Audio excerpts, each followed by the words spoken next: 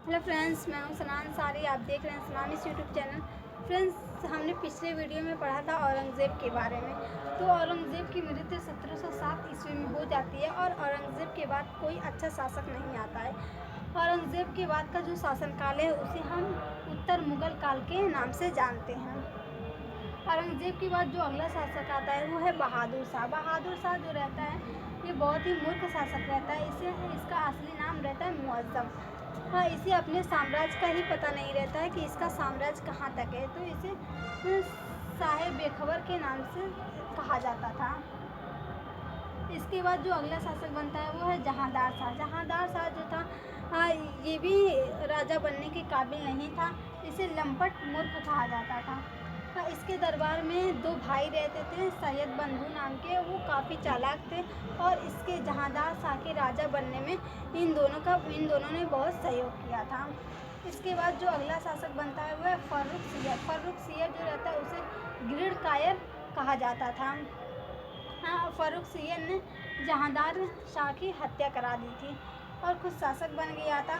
तो फर्रुख सियर को एक बहुत भयानक बीमारी हो गई थी जो बड़ी चेचक होती है, वो निकल गई थी। लगभग ये मरने ही वाला था कि एक अंग्रेज़ था, अंग्रेज़ डॉक्टर जिसका नाम था हेमिल्टन नाम का एक अंग्रेज डॉक्टर था। उसने इसका इलाज किया और ये ठीक हो गया। तो फर्रुख सियर ने खुश होकर 1717 ईस्वी में इसे कहा कि आप बंगाल के क्षेत्र में व्यापार कर सकते हो। 300 या 500 हमें लगान दे दीजिएगा और बंगाल के क्षेत्र में आप व्यापार कर सकते हैं। तो इसने अंग्रेज़ों को व्यापार करने का अधिकार दे दिया। अगला था मराठों को अधिकार दे दिया साम्राज्य का, यानी कि जो मराठा लोग थे, शिवाजी के जो वो थे छत्रपति साहू, और जो होते थे साहू जी, वो लोग बहुत ताकतवर थे। तो इसने कहा कि जो मराठा है वो एक अलग साम्राज्य है, तो वहाँ पे हम आक्रमण नहीं करेंगे। तो इसने मराठों को अधिकार दे दिया साम्राज्य का। इसके बाद जो अगला शासक बनता है वो है मोहम्मद शाह।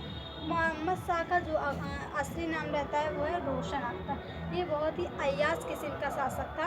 इसे नाच गाना शराब बहुत ज़्यादा पसंद था। तो इसके समय में साम्राज्य विभाजन हो गया। बंगाल जो था, बंगाल को मुर्शिद कुली खान नाम का आदमी था, उसने बंगाल को अलग कर लिया। फिर सआदत खान ने अवध जो है लखनऊ, उसे सआदत खान ने अलग कर लिया इसके साम्राज्य से। निज़ामुल मुल्क ने हैदराबाद को अलग कर लिया। तो इसके समय में साम्राज्य का बिखराव बहुत तेज़ी से हुआ था। फिर 1737 ईस्वी में बाजीराव ने, जो कि मराठा लोग थे, उनमें था बाजीराव ने 1 साल के बाद 1737 ईस्वी में दिल्ली पर आक्रमण कर दिया। उसके बाद ईरान से आया नासिर शाह।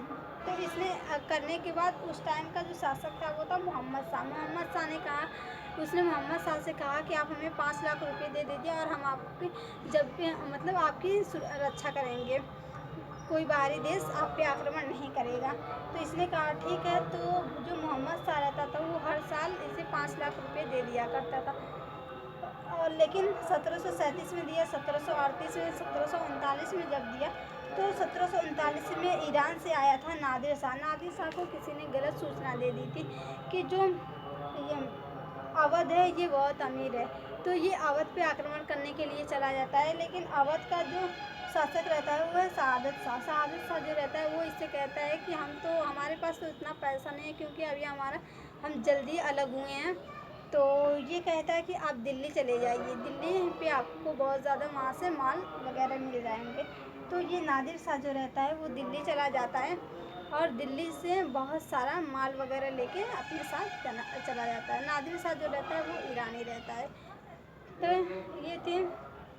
तो आज मुग़ल वंश ख़त्म हो गया है। अब अगली वीडियो में पढ़ेंगे, अगली वीडियो में कुछ